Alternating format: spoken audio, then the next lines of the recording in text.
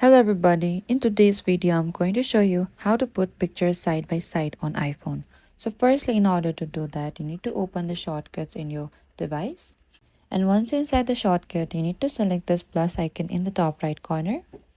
So from here, you need to select this search action in the bottom and select photos from here. And over here, you need to select this eye icon in beside it and select add in the bottom right again. And after that, again in the bottom there's the search action, select that and type down combine. And from here you need to select this combine images. And over here you can also select for the images to appear horizontally, vertically or in a grid. And once you're done, what you can do is you can simply go back. So over here simply select the shortcut on your phone. So over here you need to select the shortcut in the top and select add to home screen. And that is it. This is how you can put pictures side by side on iPhone. Thank you for watching this video. I hope this video was helpful.